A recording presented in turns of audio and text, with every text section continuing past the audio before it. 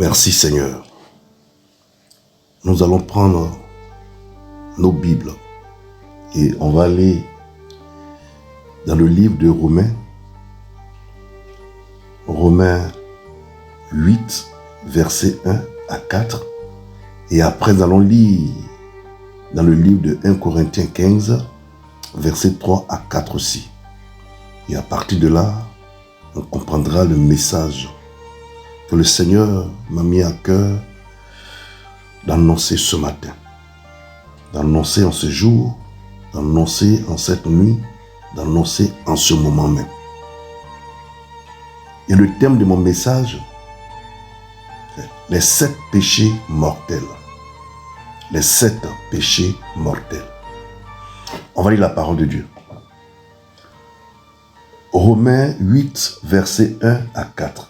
Je lis la parole de Dieu avec respect et considération dans l'amour de Christ. Il n'y a donc maintenant aucune condamnation pour ceux qui sont en Jésus-Christ. En effet, la loi de l'esprit de vie en Jésus-Christ m'a affranchi de la loi du péché et de la mort. Car, chose impossible à la loi, parce que la chair la rendait sans force. Dieu a donc condamné le péché dans la chair, en envoyant, à cause du péché, son propre Fils dans une chair semblable à celle du péché. Et cela afin que la justice de la loi fût accomplie en nous, qui marchons non seulement la chair, mais selon l'esprit. Qui marchons non selon la chair, mais selon l'esprit. Amen. On va maintenant lire 1 Corinthiens 15, versets 3 à 4. Et je lis la parole de Dieu avec respect, amour et considération. 1 Corinthiens 15, versets 3 à 4. Je vous ai enseigné avant tout, comme je l'avais aussi reçu, que Christ est mort pour nos péchés selon les Écritures, qu'il a été enseveli et qu'il est ressuscité le 3e jour selon les Écritures. Amen. Amen. Père, je te rends toute la gloire. Je te dis merci pour ton amour. Merci Seigneur Dieu puissant pour tout tes bienfaits, Seigneur. Éternel Dieu de gloire, je m'incline devant ta face afin que Dieu te puisse croître. Seigneur, dispose chacun d'entre nous. Dispose nos cœurs, corps, âme et esprit, est en communion avec l'Esprit de Dieu, afin de recevoir, Père, la parole, Seigneur Dieu puissant, venant de toi. Et que cette parole, Seigneur Dieu, puisse nous nourrir, nous délivrer, nous restaurer au nom de Jésus. Merci Seigneur, et que la gloire, la puissance, l'élévation te soit rendue. Amen. Les 7 péchés mortels. Les 7 péchés mortels. Le péché en hébreu, c'est chatar. En hébreu, le péché, c'est chatar. Ce qui manque le but. Ce qui manque le but. Et en grec, c'est amartano. Amartano. Ce qui signifie faux état d'esprit. Donc quand tu pêches, tu es dans un faux état d'esprit où tu as manqué le but. C'est ça le péché, la signification du péché. Tout le monde le sait, même les non-chrétiens savent que le péché est rentré dans le monde par la transgression Adam et Ève.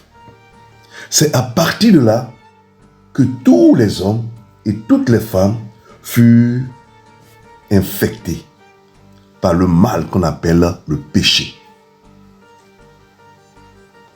Le péché est principalement à l'origine de la séparation entre Dieu et les humains que nous sommes.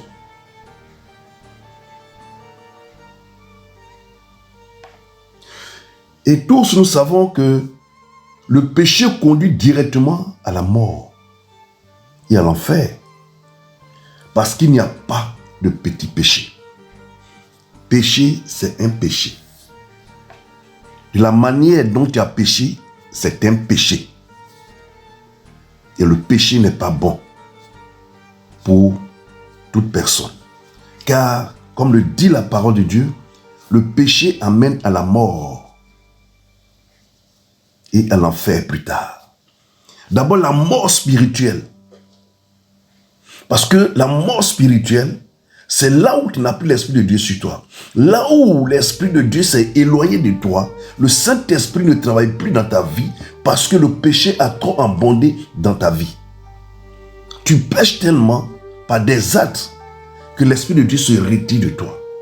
Ton corps, ton âme est remplie du péché, des mauvaises pensées. Alors le Saint-Esprit se retire de toi et tu es livré à toi-même. Donc plus tu vis dans le péché, plus l'Esprit de Dieu se retire de toi et tu es mort spirituellement. Spirituellement, dans le monde spirituel, tu es un être humain qui est déjà mort. Donc tu es devenu comme, en quelque sorte, comme un cafard qui se promène, qu'à tout moment on peut écraser. Comme un poulet qu'à tout moment on peut tuer. C'est-à-dire que Satan peut faire de toi ce qu'il veut parce que tu vis dans le péché en abondance.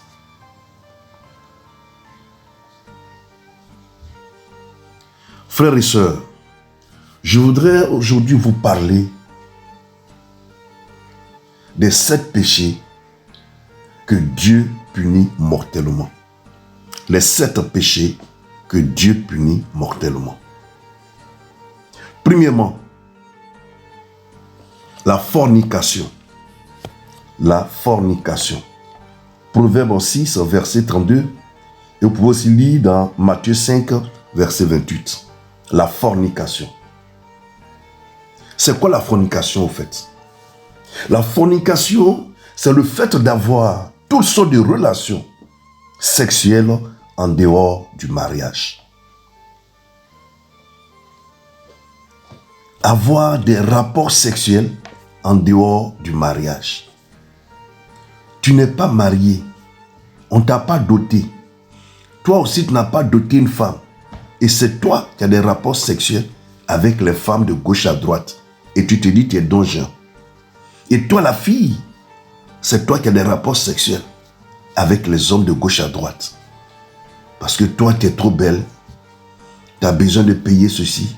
Il y a celui qui paye ta maison. Il y a celui qui paye tes tenues. Il y a celui qui donne l'argent de poche. Il y a celui qui fait ceci. Et toi, tu cours avec derrière les hommes. Tu as des rapports sexuels. Et c'est grave. Très grave. Toutes ces personnes qui vivent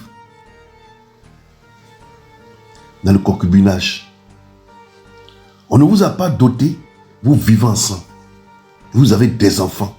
D'autres n'ont fait des enfants. Ils vivent dedans, ils sont heureux. Mais si tu meurs dans cette situation, tu iras au séjour des morts. Et au dernier jugement, c'est l'enfer qui va te recevoir, frères et sœurs.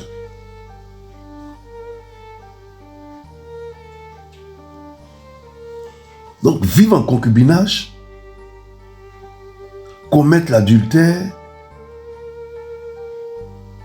c'est-à-dire que tu es marié et tu vas coucher avec d'autres femmes, ou bien tu es une femme, tu vis dans un foyer, tu es marié, on t'a doté et c'est toi qui couches avec des hommes dehors.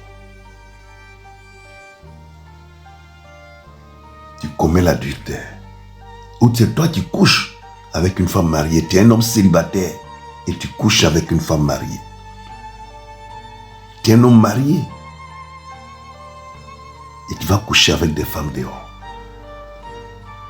Tu sues le lit conjugal, là où se repose ton âme. Le fait d'aller coucher avec d'autres personnes, avoir des rapports sexuels avec d'autres personnes dehors et venir te coucher dans ton lit conjugal, tu viens de suer le lit conjugal. Tu viens d'amener le péché dans ton foyer, dans ta vie. Le voyeurisme, c'est-à-dire les personnes qui sont là, qui regardent les films pornographiques, qui se rincent les yeux devant une femme qui passe, tu la regardes, tu la déshabilles de tes yeux, tu te fais des idées dans le cœur. Ah, voilà ça, si je l'ai dans mon lit, voilà comment je vais la prendre. Ou bien déjà, tu te vois déjà en train de lui faire l'amour. Ou bien une femme qui voit un homme, ah, il est canon, il est beau, hein? Tu viens de pécher contre Dieu. Tu viens de pécher contre Dieu. Il y a l'homosexualité. Les pédés, les lesbiennes, et j'en passe. Comment tu peux aller avec un autre homme? Comment tu peux aller avec un petit garçon ou une petite fille? Comment une femme, tu peux aller avec une autre femme?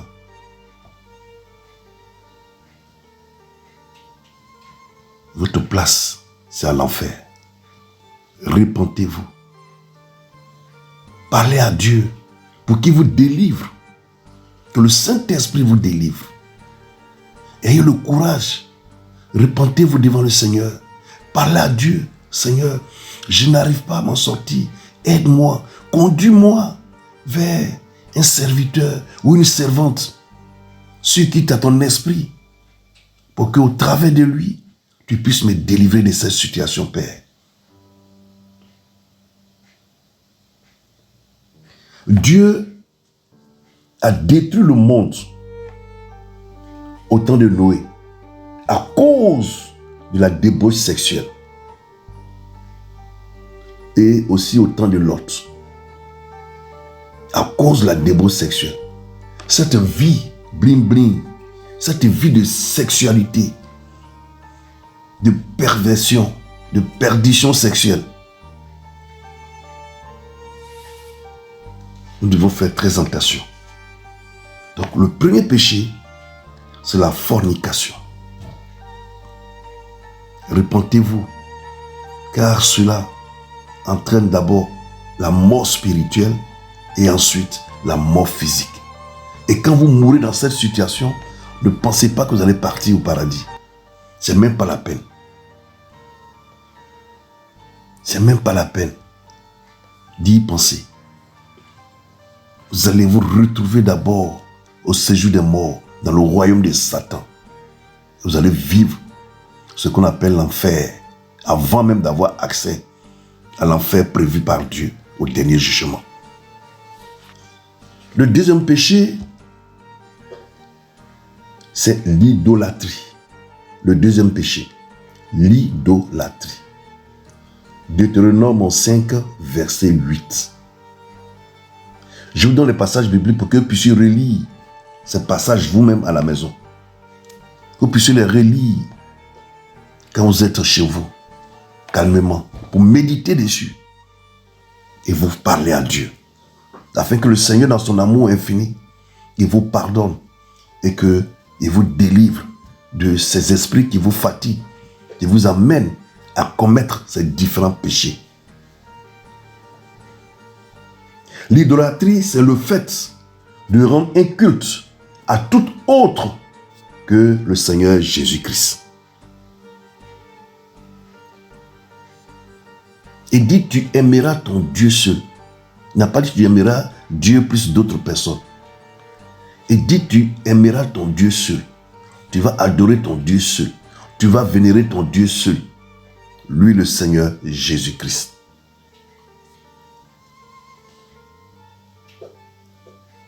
Donc, rendre un culte à une autre que le Seigneur Jésus-Christ, c'est-à-dire se prosterner et adorer un homme ou une femme, ton enfant.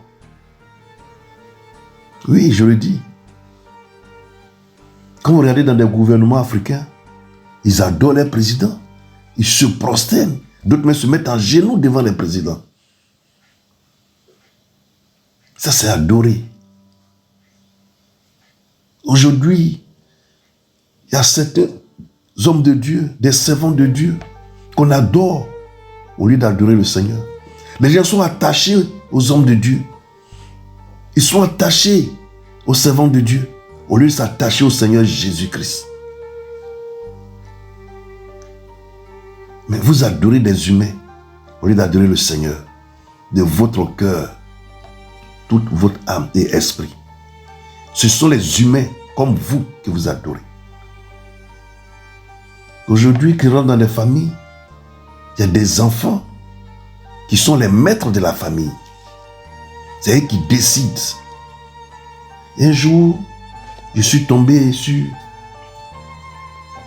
une vidéo. J'étais au travail et je vois un enfant. Et ça, j'ai été écœuré parce que je vois un enfant de 5 à 7 ans qui gifle sa mère. Elle ne peut pas parler. Elle gifle sa mère, il est fâché, il gifle sa mère. Elle assiste. Et les gens pas dit, c'est comme ça. Oh. Depuis des années, c'est comme ça. Oh. Mais c'est une malédiction. Il y a de ces enfants qu'on ne peut même pas les toucher. Les papitous, les petits noms, elles adorent ces enfants. Ces enfants sont les yeux. Elles sont les premières de leurs yeux. Ce sont ces enfants qu'elles adorent. Mais si Dieu t'enlève cet enfant, tu fais comment? Ce Dieu qui t'a donné cet enfant-là, si tu enlèves cet enfant, tu vas où? Tu fais comment? Tu vas crier à lui. Ton enfant est mieux que Dieu. Oh Seigneur Jésus-Christ, repentez-vous. Sortez de ce genre de comportement, de ce genre d'attitude. Des gens qui ont des posters, des vedettes dans les maisons, dans les chambres, partout, placardés partout. Les photos des artistes, des joueurs de renommée. Ils adorent ces joueurs. Quand ils les voient, ils tremblent. Vous adorez des photos des humains. Vous adorez les statues. En pierre, en bois, des photos que vous adorez. D'autres même, sur photos de contact, ils ont les photos de leurs parents qui sont décédés. Ça, c'est de l'adoration. Vous adorez des morts. Vous adorez des morts. Des gens qui sont décédés. Et leurs photos sont la photo de contact. Quand on vous appelle, bien quand vous appelez les gens sur WhatsApp, c'est cette photo qui sort. Ton nom est à côté et la photo de ta tante, de ton oncle, de ton père, de ta fille, de ton frère, de ta soeur qui est décédée est affichée. Bien, c'est la photo de ton pasteur. C'est vous qui avez des pasteurs, qui avez des révérends prophètes, des archibishops. Et ce sont leurs photos qui sont l'image de contact. Quand vous appelez, bien on vous appelle sur WhatsApp, mais quand vous appelez, c'est la photo de ton prophète, là ou bien de ta prophétesse qui apparaît. Comme toi-même tu n'as pas de photo, c'est un être humain que tu adores. Vous adorez les statues. Vous vous prosternez devant les pierres pour prier. Vous asseyez devant les statues pour prier. Et vous allez penser que Dieu va vous exaucer. Le Seigneur ne peut pas vous exaucer. Comment tu peux parler à une pierre? Comment tu peux parler à un bois? C'est comme tu étais au temps des ancêtres. Les séries télé. Voilà les trucs encore. Les films brésiliens. Et je ne sais pas si c'est espagnol. Les gens sont accrochés à des séries télé. Mais on ne peut pas s'en passer. À l'époque, en Côte d'Ivoire, dans mon pays, il y avait un film qu'on appelait Dona Benja. Dona Benja a détruit beaucoup de foyers en Côte d'Ivoire.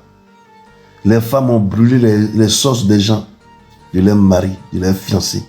Elles ont cramé le riz, des palabres à cause de Donna Benja. Des accidents de voiture à cause de Donna Benja. Parce qu'elle veut se presser pour aller vite à la maison pour regarder Donna Benja. Vous adorez des films. Et les humains qui sont dedans, c'est eux que vous adorez aussi. C'est le diable qui est derrière toutes ces choses-là. Vous adorez des choses, des objets.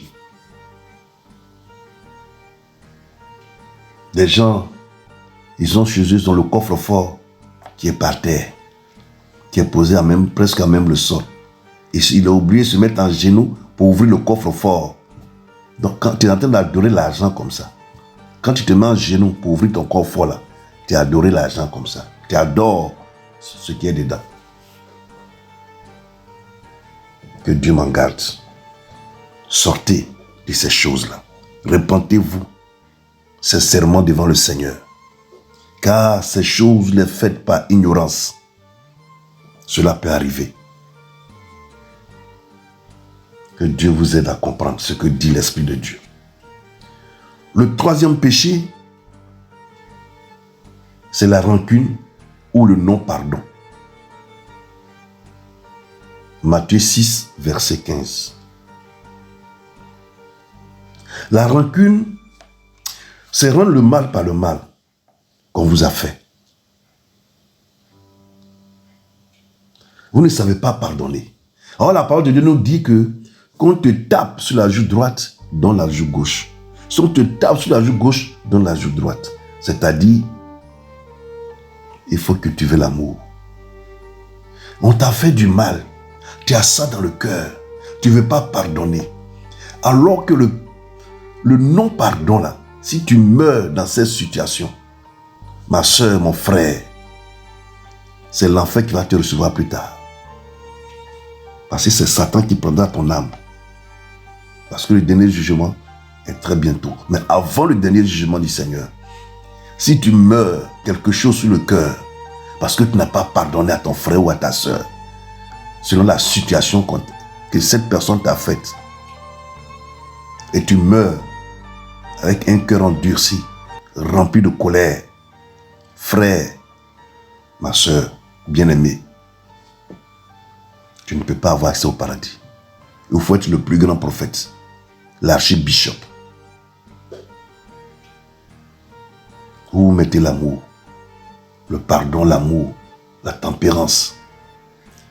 Et la parole de Dieu nous dit que celui qui ne pardonne pas, lui aussi ses péchés ne sont pas pardonnés. Voilà. Donc tant que tu ne pardonnes pas, tu as beau faire tes repentances, des prières tous les jours, Dieu ne peut pas pardonner tes péchés aussi. Tes prières ne peuvent pas être exaucées. Parce que le diable va toujours t'accuser. Seigneur, regarde le cœur de ton enfant là. Tu vas exaucer sa prière. Seigneur, regarde le cœur de son enfant là. Regarde le cœur de ta fille. Regarde le cœur de ton fils. Est rempli de haine. Voilà, ça fait des mois, il y a eu telle chose, il n'a pas encore pardonné. Tu ne peux pas le bénir, Seigneur. Et comme Dieu intègre, il s'assoit sur son trône de gloire, et tu n'es pas béni parce que ton cœur est rempli de haine, de méchanceté, de vengeance. Le Seigneur ne peut pas pardonner, te bénir. Dieu bénit un cœur pur, une âme pure. Là où il y a l'amour, là où il y a la paix, il y a la grâce. Le quatrième péché, c'est le mensonge. Oh, le mensonge. Les gens mentent tellement. Des fois même tu attrapes sa main dans le sac et dis c'est pas sa main. Tellement ils mentent que c'est devenu leur habit. Le mensonge est collé à leur peau. Le mensonge. Jean 8, verset 44. Le mensonge est l'un des premiers péchés qui existait. Parce que c'est par le mensonge que Satan a convaincu un tiers des anges pour les amener dans la rébellion. C'est par le mensonge. Il a fallu qu'il les mente pour les convaincre. Il les a entraînés dans une rébellion contre le Seigneur. Donc le mensonge même a existé après la création du monde. Juste après la création du monde. Donc c'est par le mensonge que le diable a pu attirer le tiers des anges avec lui dans la rébellion. Et c'est par le même mensonge qu'il allait convaincre Ève à manger le fruit interdit. Et par l'amour de sa chérie, Adam aussi est tombé dans le piège. Vous voyez, il a menti au ciel. Quand il s'est senti menacé, précipité sur terre, il est venu mentir aussi dans le jardin d'Éden. Le mensonge fait partie des premiers éléments du diable, qui est sorti de la bouche du diable. En pensée, en cœur, tout a été fait. Le diable a menti. Raison pour laquelle ceux qui sont des satanistes sont tous des menteurs. Ils ont un maître menteur. Le mensonge, ça ment, ça ment, ça ment. Des hommes de Dieu qui mentent. Des gens qui mentent à leurs femmes, à leurs maris. Vous vivez dans le mensonge. Mais si tu meurs comme ça, frère, ne compte pas sur le Seigneur Jésus pour te recevoir. Des chrétiens qui mentent, c'est grave. Très grave. Vous ne pouvez pas être exaucé. Vos prières ne peuvent pas être exaucées. On a un Dieu d'amour, mais un Dieu de colère aussi. Un Dieu qui respecte ses principes, ses ordonnances. La loi vient de Dieu. 5e péché, le blasphème contre le Saint-Esprit. Le blasphème contre le Saint-Esprit. Matthieu 12, versets 31 à 32. Le blasphème contre le Saint-Esprit. Il y a 3 choses qui constituent le blasphème contre le Saint-Esprit. Les 2 éléments qui ressortent le plus souvent, c'est le fait, le premier élément, la première des choses, c'est le fait d'attribuer l'œuvre du Saint-Esprit aux démons. Quand un esprit de Dieu se manifeste au travers d'un serviteur, les gens disent, oh, ça c'est, il a l'esprit de Python, ça c'est affaire de l'esprit de Python, c'est cela. Bien, Dieu ne peut pas faire ça. Vous attribuez l'œuvre de Dieu à Satan, aux démons. Alors que c'est le Saint-Esprit lui-même qui vient de faire le travail dans la vie de la personne.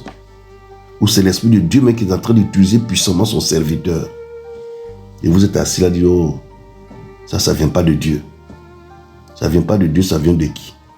Quand c'est de Dieu que vous avez dit que ça ne vient pas de Dieu, vous venez de blasphémer contre le Saint-Esprit, contre l'Esprit de Dieu. La deuxième des choses du blasphème contre le Saint-Esprit, c'est refuser et rejeter Jésus-Christ comme le seul et unique Seigneur et Sauveur. Toute personne qui refuse de croire et de dire que Jésus-Christ est le Seigneur et Sauveur unique, il blasphème contre le Saint-Esprit. Il vient de blasphémer contre le Saint-Esprit. Cette personne vient de blasphémer contre le Saint-Esprit. Et enfin, la troisième chose, ce sont les fausses prophéties. Dieu ne t'a pas donné de message. Et la prophétesse s'élève là. Dieu me dit que Dieu ne t'a rien dit. Et toi, tu donnes le message. Tu viens de blasphémer contre le Saint-Esprit. Tu viens de blasphémer contre le Saint-Esprit. Il y a une sœur, quand on était à Paris, qui venait prier à la maison, avec la cellule de prier à la maison. Elle venait prier à la maison, elle venait prier à la maison. Ils venaient, les gens viennent, Dieu les bénit, s'en vont, Dieu les bénit, s'en vont. Et un jour, elle disait que ouais, papa, tu n'as pas reçu de message pour moi ce matin. Elle m'appelle un matin, à 7h. Ah, papa, tu n'as pas reçu de message pour moi ce matin. J'ai dit, mais moi, je ne suis pas un féticheur ni un marabout. Hein. Je suis un évangéliste. Je suis serviteur de Dieu. Tant que Dieu ne m'a pas donné un message, je n'ai rien à te dire. Même ceux avec qui je prie au téléphone, pour les prières de délivrance, les proclamations que je fais au téléphone, beaucoup ne me connaissent pas. Mais ces personnes savent comment je fonctionne. Tant que le Seigneur ne m'a pas donné de message, je ne te donne pas de message. À Dieu, je le dis ouvertement. Pendant la prière, si Dieu me donne un message, je te donnerai. Mais s'il ne m'a rien dit, ne compte pas sur moi. C'est aussi le fait que Dieu te donne un message clair et limpide. Et toi, le serviteur de Dieu ou la servante de Dieu, à qui Dieu a donné le message, tu donnes la moitié du message. Et tu gardes l'autre partie. Tu viens de blasphémer contre le Saint-Esprit. Tel que Dieu t'a donné, tu donnes correctement le message. Si le Seigneur, je donne un exemple, le Seigneur dit que dis à mon serviteur, à mon fils ou à ma fille que le problème dans son foyer vient de son côté paternel. Et pour que ce problème soit résolu, il faut faire un moment de jeûne de 7 jours à fruits. Ça, c'est un exemple. Et l'homme de Dieu ou la servante de Dieu va dire, ah, mon enfant, le Seigneur dit que le problème de ton foyer là, c'est de ton côté paternel et puis de ton côté maternel. Bon, on va mettre en prière. Dieu va faire. Tu viens de blasphémer contre le Saint-Esprit. Et tu attends 2 jours après, il dit, ah, j'ai prié pour toi. Le Seigneur dit que faut que tu prennes un moment de jeûne et puis tu dois faire une offrande d'accompagnement. Mais Dieu n'a pas parlé d'offrande dedans. Non seulement tu as retenu une partie du message, tu as attendu 2 ou 3 jours après pour donner encore. C'est comme si ça faisait 2 messages différents. C'est vrai, pour toute prière, il faut faire des offrandes pour que les offrandes soient un élément important qui va peser dans la balance de ta prière pour que Dieu exauce vite ta prière. Maintenant qu'on ne t'a pas demandé, un homme de Dieu n'a pas le droit de dire certaines choses. C'est blasphémer contre le Saint-Esprit, tout ça. 6e chose. 6e péché. 6e péché, l'orgueil. L'orgueil. Jacques 6, verset 4. Proverbe 16, verset 18. L'orgueil est le premier péché qui a poussé le diable dans la rébellion. C'est le premier péché qui a poussé le diable dans la rébellion. C'est de l'orgueil.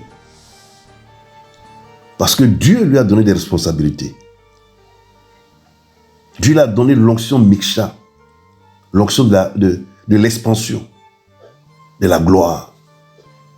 Donc pour lui, il était déjà arrivé. Donc l'orgueil a pris la place. Donc lui là, comme l'orgueil a pris la place en lui, qu'est-ce qu'il va faire? Il va aller maintenant mentir à un tiers des anges. Il va les pousser dans la rébellion. Donc c'est l'orgueil. Beaucoup sont orgueilleux. Oh! Beaucoup sont orgueilleux. L'orgueil vous pousse à toujours vouloir être au-dessus des autres. Vous fait croire que vous êtes mieux que les autres. Que les autres ne sont rien devant vous. Ne peuvent rien sans vous. Ça, c'est l'orgueil. Le moi, moi, moi, moi. Ça, c'est l'orgueil. L'orgueil vous rend hautain. Vous êtes imbu de votre personne. Vous êtes arrogant. Vous êtes arrogant. Vous parlez mal. Vous regardez les gens du haut vers le bas. Ou bien du bas vers le haut. Vous déshabillez les gens de vos yeux. Vous parlez avec beaucoup d'aisance diabolique. Le regard, la manière de parler aux gens. Toutes ces choses le Seigneur considère comme un péché. Beaucoup sont orgueilleux, même les hommes de Dieu. Beaucoup de serviteurs servants de Dieu sont orgueilleux. Le Saint-Esprit ne travaille pas avec les orgueilleux. L'Esprit de Dieu ne travaille pas avec les orgueilleux. L'orgueilleux, tu te crois tout permis. Dieu ne partage pas sa gloire. Le Seigneur ne partage pas sa gloire. Ils sont tellement orgueilleux que on appelle d'autres mamans de délivrance. Toi, tu peux faire délivrance de quelqu'un. C'est le Saint-Esprit qui fait la délivrance. C'est Dieu. C'est l'Esprit de Dieu qui fait la délivrance. L'orgueil les a tellement poussés qu'ils se sont autoproclamés des fonctions, des titres. Que Dieu nous en garde.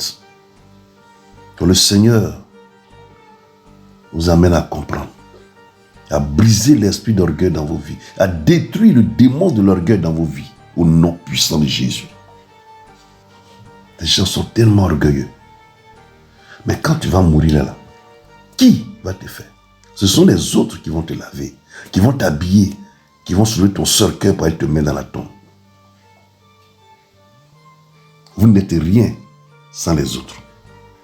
Nous ne sommes rien sans les autres. Arrêtez d'être orgueilleux, d'être un but de votre personne. Vous êtes hautain. L'argent a rendu d'autres personnes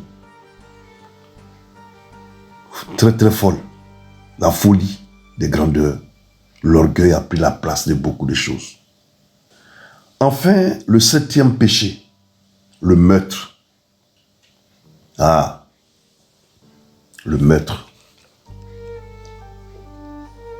Matthieu 5, verset 22, 1 Jean 3, verset 15. Je vous donne les passages bibliques pour que vous puissiez méditer dessus à la maison.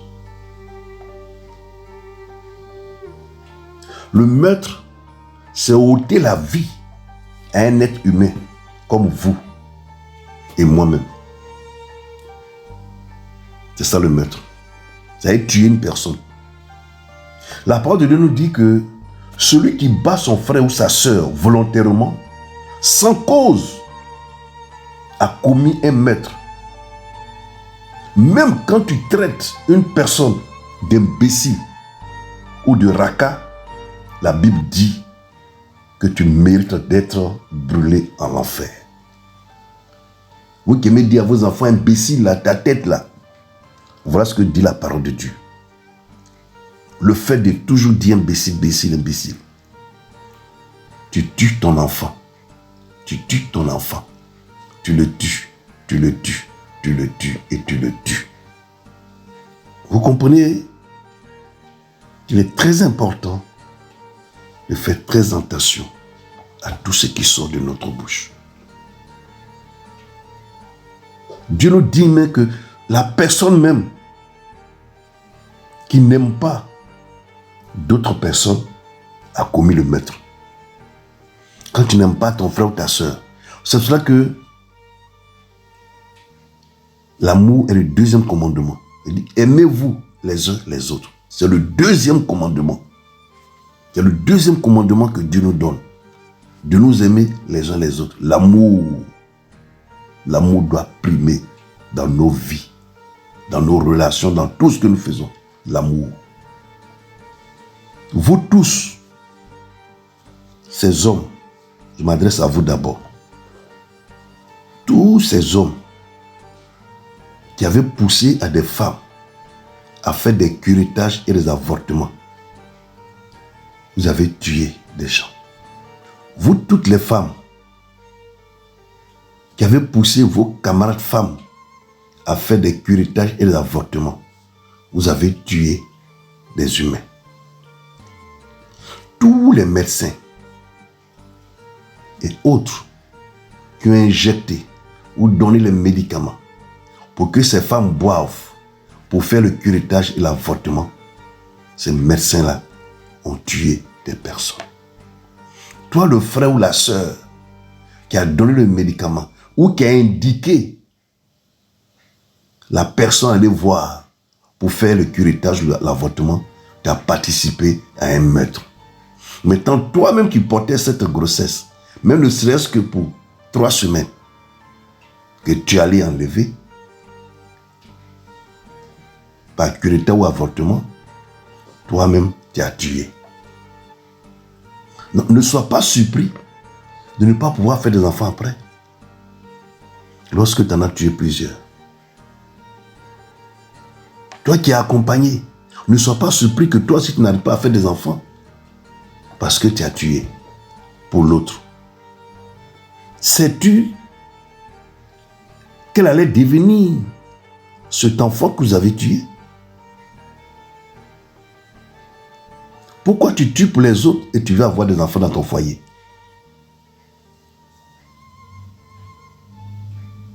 Tes enfants vous attendent. Tous ces enfants vous attendent. Tous ces enfants que vous avez tués. Répentez-vous. Répentez-vous. Répentez-vous de toutes ces choses. Car c'est un meurtre. C'est un meurtre. Ce sont des assassinats. Voilà les actes que vous avez posés. Vous avez assassiné des gens, vous avez tué des gens. Sans compter tous ceux qui se sont levés volontairement, qui sont allés voler des gens et qui ont abattu des gens froidement, égorgé des gens froidement. Toutes ces personnes, si vous restez dans cet état d'esprit, avec ce péché en vous que vous mourrez, le paradis vous est fermé. Le paradis vous est fermé. Que tu sois chrétien ou pas. Que cet enseignement vous amène à comprendre que le Saint-Esprit attire votre attention afin que chacune d'entre vous puisse se repentir là où tu vis. Mets-toi à genoux dans ta maison. Prosterne-toi devant le Seigneur et parle à Dieu. Reconnais ce que tu as fait et demande pardon sincèrement. Pleure devant sa face. Et si tu peux même aller faire une offrande à Dieu pour cela, il faut le faire. Car on ne sait pas quand et à quelle heure le Seigneur va enlever ces enfants que nous sommes. On ne sait pas quand le démon de la mort va frapper. Et si tu es touché par le démon de la mort dans cet état d'esprit, de vie, c'est le séjour des morts que tu reçois ou l'abîme. Et au dernier jugement, tu feras partie de ceux que le Seigneur va juger pour être en enfer avec Satan.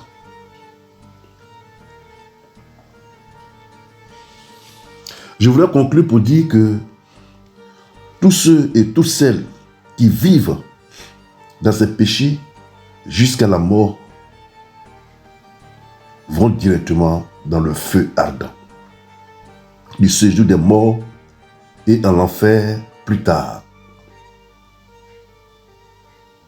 Et un meurtrier n'a pas la vie éternelle, nous dit la Bible. Que Dieu nous bénisse. Et que le Saint-Esprit vous aide à comprendre ce que dit l'Esprit de Dieu. Merci Seigneur pour tout ce que tu fais pour tes enfants. Merci Père, et que la gloire, la puissance te soit rendue. C'est dans le nom de Jésus que j'ai prié.